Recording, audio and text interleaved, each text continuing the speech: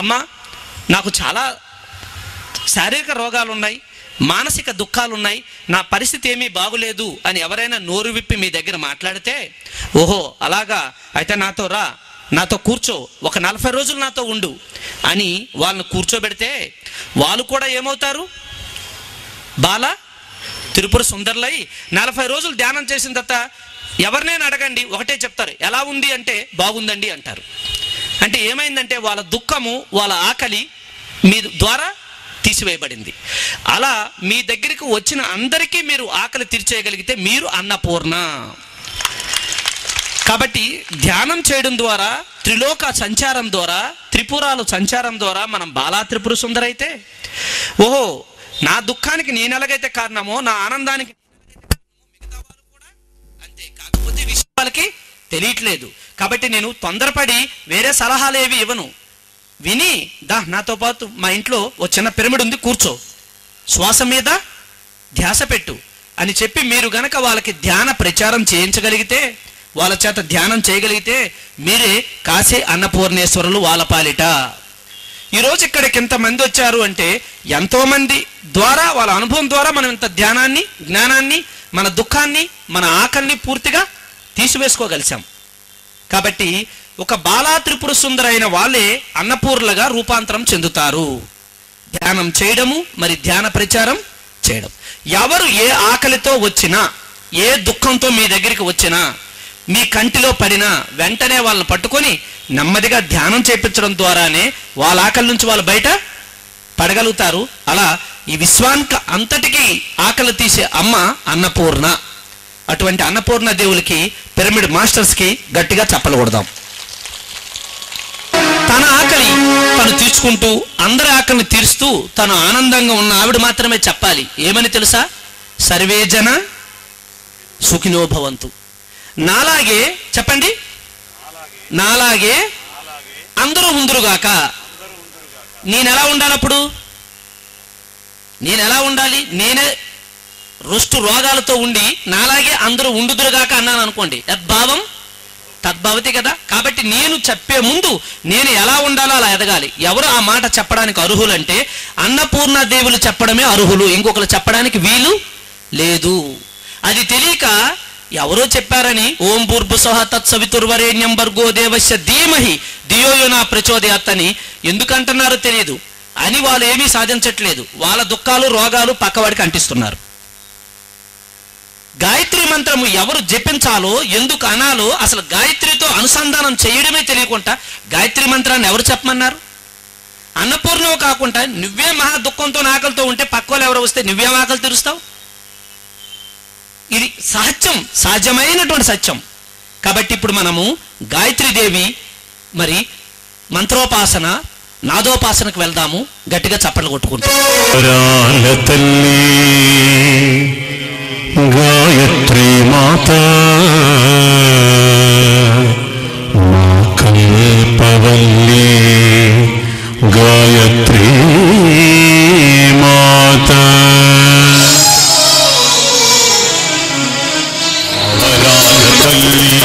గాయత్రీ మాత మా కల్పవల్లి, గాయత్రీ మాత. ఓం భూర్భువస్వః తత్సవితుర్వరేణ్యం భర్గో దేవస్య ధీమహి ధియో యో నః ప్రచోదయాత్. మాట చెప్పడానికే వీల్లేదు. ఎవరే మాట వరం అవుతుందో, నేను ధీమహి ధియో యో నః ప్రచోదయాత్, ఈ భూమి అంతా నేను ఎంత ఆనందంగా ఉన్నానో, ఎంత ఆరోగ్యంగా ఉన్నానో, ఎంత అందంగా ఉన్నానో అందరూ అలా ఉండాలి అని చెప్తుంది ఆ తల్లి.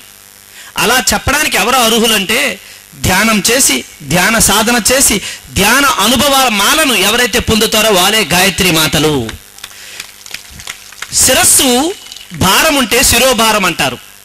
తలనొప్పండి, ఎందుకు తలనొప్పి వచ్చిందంటే ఇందులో చెత్త ఉంది. ఈ చెత్తని పూర్తిగా ధ్యానం చేసి ఆభరణంగా మార్చుకుంటే శిరస్సుకు ఆభరణం అవుతుంది. అందుకే గాయత్రీదేవికి బంగారు కిరీటం ఉంటుంది. ఈ కిరీటం మనం పెట్టుకుంటే నాకు ఇదొక తలనొప్పి, ఇంక ఇదొకటి ఏమిటని ఎవరు పెట్టడం మానేస్తారు. ఇప్పుడు ఎందుకు ఇప్పుడు మనం కిరీటాలు పెట్టుకోవట్లేదంటే మాకున్న నొప్పే చాలు, దాన్ని మొయ్యలేమంటాం. శిరస్సుకి ఆభరణం లేదు, శిరస్సు భారం ఉంది. ఇప్పుడు శిరస్సుకి ఇక నాగ ఆభరణం అంటారు. నాగ ఆభరణం ఎవరికి మామూలు కాదు. నాగు అంటే పాము, కాల నాగు. చిన్న సమస్యని మనం ఊరికే అలా అలా అశ్రద్ధ చేస్తే ఏమవుతుందో తెలుసా? కాలం తోడి డబుల్ ఇంట్రెస్ట్ పడి కాల నాగై అదే కాటేస్తుంది. ఈరోజు మనం చూస్తున్నాం టీవీల్లో అన్నిటిలో కూడా కుటుంబం లేసిపోతున్నారు. ఎందుకు అంటే అప్పుల బాధ తట్టుకోలేక. ఈ అప్పు ఒకప్పుడు చిన్నదే వాళ్ళకి, కాలం పెరిగి కాలం కాస్త తోడై ఆ అప్పు పెద్ద అప్పై ఇంకా తీర్చలేమేమో అంటే ఆ నాగు ఏమేసిందంటే కాటేసింది వాళ్ళని. మరి గాయత్రికి అది ఆభరణం ఎలా అయింది అంటే అదే ధ్యానంలో ఉన్నటువంటి గమ్మత్తు. మెడలో ఉన్న నాగుపాము సైతము ఎవరికైనా నాగుపామే, సమస్య అది కాటేస్తే ఎవరైనా మరణించాల్సిందే. కానీ ఎవరైతే ధ్యానం చేసుకుంటారో ఆ నాగుపాము సైతము నెమ్మదిగా ఆభరణం అయిపోతుంది, శాపము సైతము వరమైపోతుంది. దాని పేరే ధ్యానము. సమస్యలను మనం పట్టించుకోవాల్సిన పని లేదు. సమస్య అందరికీ ఎక్కడుంటుందంటే మెడ మీదే ఉంటుంది. ఎక్కడుంటుంది గుర్తుంచుకోండి. మెడ నొప్పి ఎవరికైతే వస్తుందో వాళ్ళందరూ సమస్యల వలయంలో చిక్కుకుంటున్నారని దాని అర్థం. మెడ నొప్పి వస్తుంది అంటే సమస్య పెరుగుతుంది అన్నమాట వాళ్ళకి. దాన్ని వెంటనే ఆ కాల నాగుని ఆభరణంగా మార్చుకోవాలంటే ధ్యానం చేయాలి అని చెప్తుంది గాయత్రీదేవి. నువ్వు అంత స్థితికి వస్తే నువ్వు చెప్పాలి, నాకున్న ఏ కష్టము కష్టం కాదు, ఏ దుఃఖము దుఃఖం కాదు, నాకున్న ఏ శాపం కాదు, నావన్నీ వరాలే, ఈ వరాల మూట నా మాటే మీకు వరాల మూట అని చెప్పుతుంది గాయత్రీదేవి. అదే ఆ 21 అక్షరాల బీజాక్షరి మంత్రం తాలూకా ఉద్దేశము. గాయత్రి మంత్రాన్ని విశ్వవ్యాప్తం చేసినటువంటి పండిత శ్రీ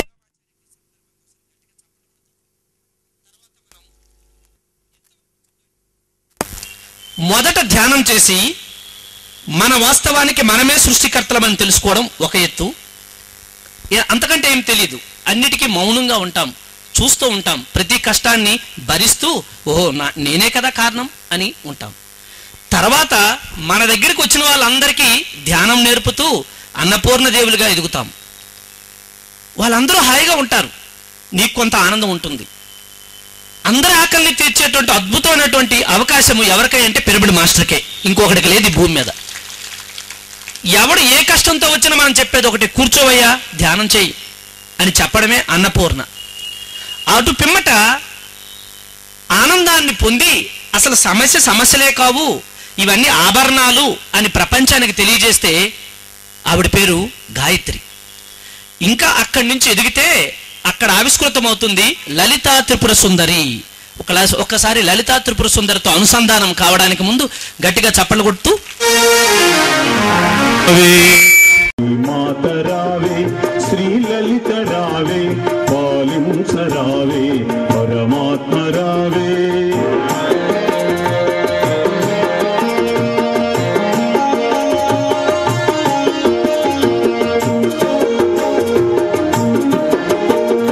కష్టములే వచ్చినా సుఖములే కలిగినా, కష్టములే వచ్చినా సుఖములే కలిగినా నే మరువనమ్మా ఈ ధ్యానమ్మా. ఒప్పుగా జారు కొప్పు సుమ్మా,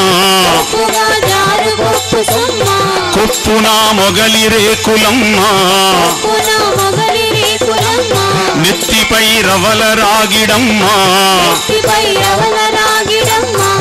అమ్మా చెప్పలేను నీ చెవుల కమ్మలు చారడేసి సుమ్మా.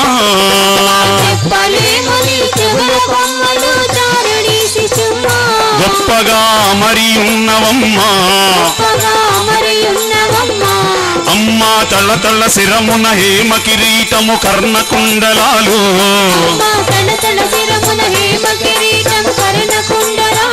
గళంబున కంఠాభరణాలు, కరంబున దాన కంకణాలు, నీ వేళ్లకు ముద్దు టుంగరాలు, నీ కాళ్లకు అందెలు కడియాలు, చల్లని చూపుల చంద్రికలు, అమ్మా నీలి కురులు బంగారు దండ వంకీలు ఎన్నో నగలు,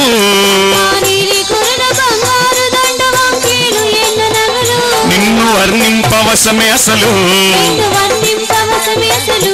అమ్మా ఆదిలక్ష్మికి ఆడపడుచు అని అందరు సుకుమారి.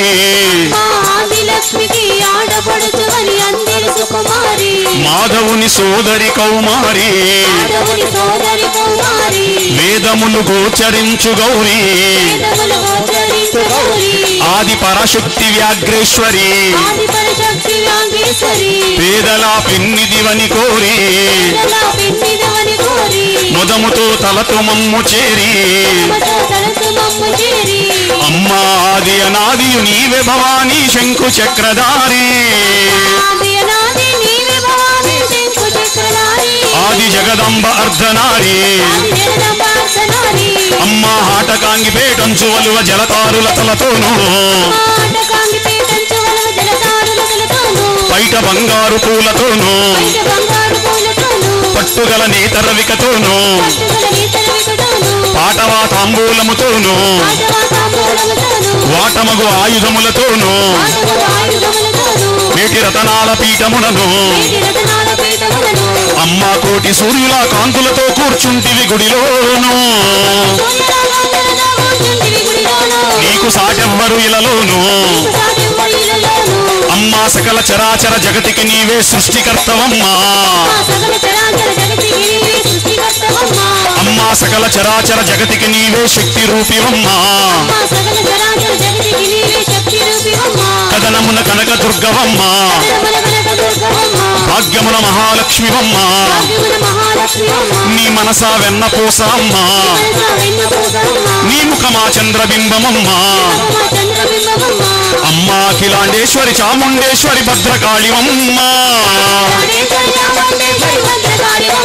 అమ్మా అఖిలాండేశ్వరి చాముండేశ్వరి భద్రకాళివమ్మా. విదురలో నిన్ను మరువనమ్మా. కరుణతో మమ్ము బ్రోవమమ్మా. అమ్మా కనకదుర్గ నీ చరణ కమలమును చేరికొల్తునమ్మా. అమ్మా కనకదుర్గ నీ చరణ కమలమును చేరికొల్తునమ్మా. అమ్మా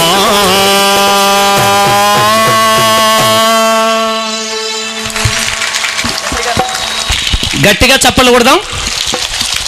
ఇప్పటికీ మనం చేరుకోవలసిన స్టాప్కు చేరుకున్నాం. ఎంతసేపు ఆయన వర్ణించింది పాడింది ఎక్కడో ఉన్న కనకదుర్గను కాదు, ఇక్కడే మహిళల రూపంలో ఉన్నటువంటి కనకదుర్గల్ని. ఇలా ఉంటే కనకదుర్గ అంతర్ సౌందర్యము, బాహ్య సౌందర్యము, శక్తి సౌందర్యము, యుక్తి సౌందర్యాన్ని పొందుపరుచుకొని ఉన్నటువంటి ఒకానొక మహిళ ఇప్పుడు ఈ భూమి మీద అవసరమైంది. ఆవిడ పేరే కనక దుర్గ. అలా ఉండాల్సినటువంటి మహిళ వ్యక్తి సౌందర్యం లేదు, అంతర్ సౌందర్యం లేదు, బాహ్య సౌందర్యం లేదు, శక్తి సౌందర్యం లేదు, ఆయుధ సౌందర్యం లేదు. ఇవేవి లేకుండా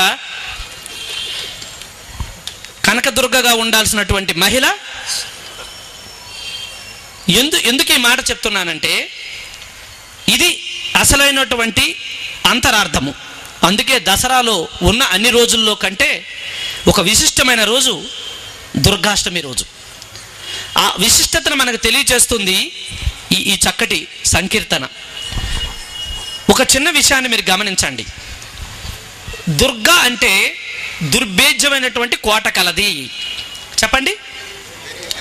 దుర్భేద్యమైన కోట అంటే వాళ్ళ ఆయన్ని చంపేసి గోడ కట్టేయడం కాదు. ప్రాణాలు తినేసి గ్రానైట్తో గోడలు కట్టేయండి, దుర్భేద్యమైన కోటలో ఇంట్లో మనం ఉందాం కాదు. దుర్భేద్యమైన కోట అంటే ఏ మహిళ అయితే దుఃఖంతో కానీ, చెప్పండి ఎందుకంటే మీకు తెలుసో లేదో ఒకసారి చెప్తాను నేను. దుఃఖంతో కానీ, అశాంతితో కానీ, అనారోగ్యంతో కానీ, అసూయతో కానీ ఉంటే కనకదుర్గ. ఏ మహిళకైతే అవి దరిదాపుల్లో కూడా ఉండవో, దుఃఖము, అశాంతి, అనారోగ్యము, అసూయ ఉండవో, ఆ మహిళ పేరు కనకదుర్గ.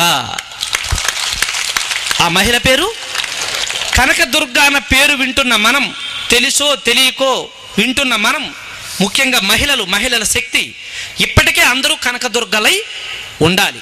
అలా లేకుండా దానికి భిన్నంగా ఉన్నాం కాబట్టే ఆ కనకదుర్గల నుంచి వచ్చినటువంటి పిల్లలు ఈ భూమికి నాశనాన్ని వినాశనాన్ని తలపెడుతున్నారు. ఈవేళ ఇప్పుడున్నటువంటి సకల కష్ట పరిస్థితులకి కారణం వాళ్ళని కన్నటువంటి తల్లులే. ఎందుకంటే కనకదుర్గలుగా వాళ్ళే ఇప్పటికీ దుఃఖంలో ముగ్గిపోతుంటే, ఇప్పటికీ అనారోగ్యంతో ముగ్గిపోతుంటే, ఇప్పటికీ అశాంతితో వాళ్ళే ఉంటే, ఇప్పటికీ అసూయతో వాళ్ళే ఉంటే ఎక్కడ దుర్గము, ఎక్కడ వీళ్ళు ఉండాల్సింది? ఇది ఒకటి కాదు, ఇంకా మీకు ఇంకొక పని కూడా ఉంది. ఇంత అలంకరణ, బాహ్య అంతర సౌందర్య అలంకరణతో పాటు శక్తి సామర్థ్యాలతో పాటు దుర్గా అంటే నాతో పాటు చెప్పండి, సమరేచ. చెప్పండి, దుర్గా. మొగుడు మీద కాదు, సమరేచ. టైం లెగిసిపోవడం కాదు, సమరేచ దుర్గా.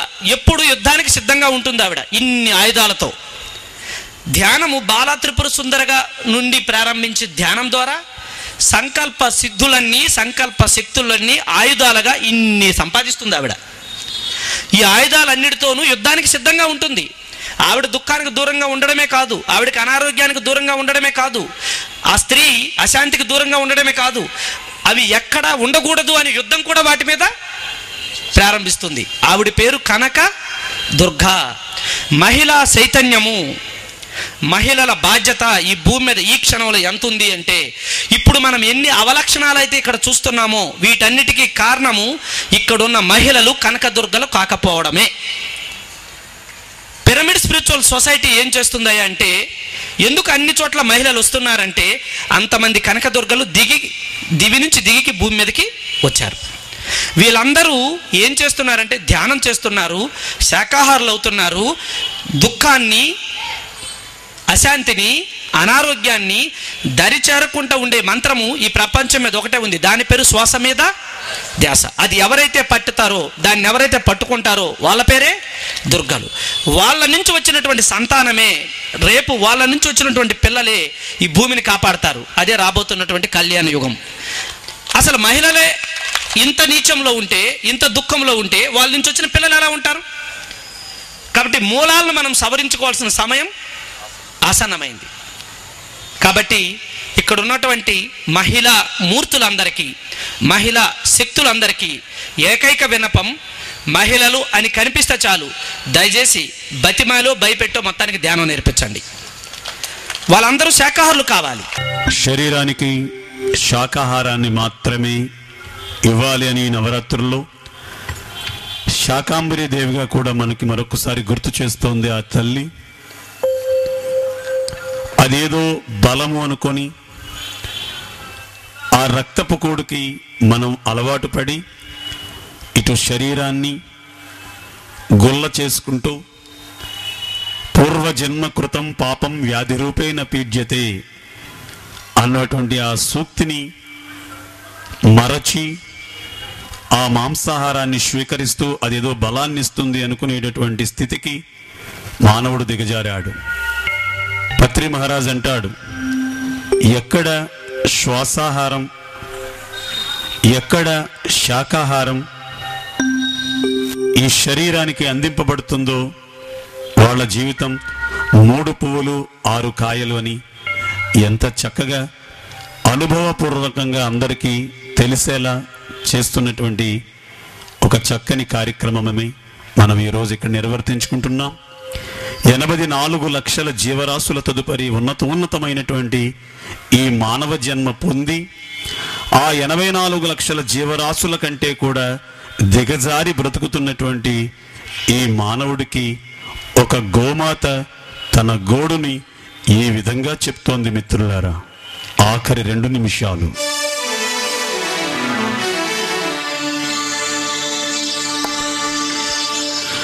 వినరా వినరా నరుడా, తెలుసుకోర పామరుడా.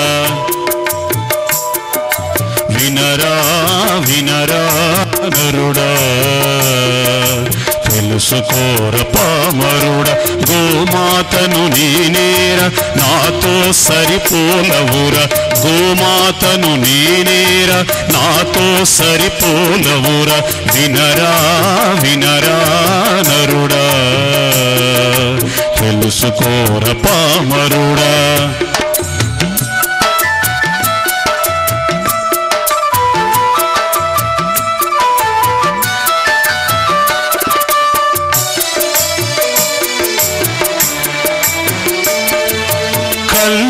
కపటము ఎరుగని గంగి గోవును నేను ఏది చెప్పినా కాదని ఎదురు చెప్పలేను.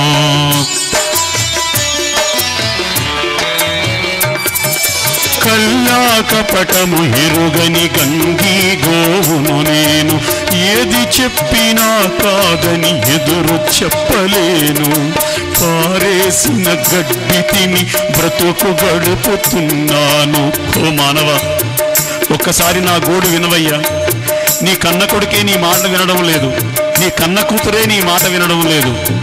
మాట మంత్రం అవ్వాలి, కానీ ఆ మంత్రం అవ్వనటువంటి కారణం ఏమిటంటే ఆ నోటిలోకి విషాహారాన్ని, ఆ మాంసాహారాన్ని ఇస్తూ ఆ మాటకున్నటువంటి విలువని కూడా పాడు చేసుకుంటున్నావయ్యా. నీకు ఏ గడ్డైతే పనికిరాదో ఆ గడ్డి తిని నేను బ్రతుకుతూ కూడా మీ సేవ కోసం నా జీవితాన్ని త్యాగం చేస్తున్నాను. ఒక్కసారి గమనించండి అయ్యా మా జీవరాశుల్ని అంటోంది ఈ గోమాత. కల్లా కపటము ఎరుగని గంగి గోవును నేను ఏది చెప్పినా కాదని ఎదురు చెప్పలేను. పారేసిన గడ్డి తిని బ్రతుకు గడుపుతున్నాను. పరుల సేవకే సర్వం త్యాగం చేస్తున్నాను. వినరా వినరా నరుడా, తెలుసుకోర పామరుడా.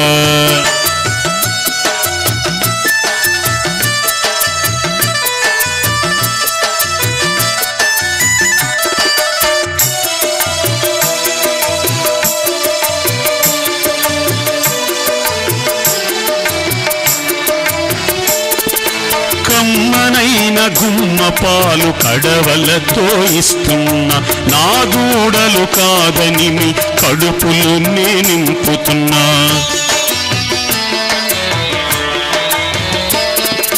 కమ్మనైన గుమ్మ పాలు కడవలతో ఇస్తున్నా. నా దూడలు కాదని మీ కడుపులు నింపుతున్నా. వయసుడిగిన నాడు నన్ను కటికవాణి పాలు చేస్తావా? ఓ మానవ, ఏమి ధర్మమయ్యా. నా కమ్మనైనటువంటి పాలు కడవలతో మీకు ఇస్తుంటే నా దూడని నాకు ఎరేసి నా దూడకి నేను పాలిద్దామనే సమయానికి నా దూడని కూడా లాగేసి నా పాలు పిండుకుంటున్నావే. నువ్వు చేస్తున్నటువంటి ఈ మోసం నాకు తెలిసి కూడా నీకు నేను పాలు ఎందుకు ఇస్తున్నానో తెలుసావో మానవ. 84 లక్షల జీవరాశులకు ఇవ్వనటువంటి ఒక జ్ఞానాన్ని నీకు ఇస్తాడు ఆ భగవంతుడు. గడ్డి తిన్నటువంటి నేను నీకు పాలిస్తుంటే ఆ పాలు తాగినటువంటి నీవు ఈ ప్రపంచానికి ఆనందాన్ని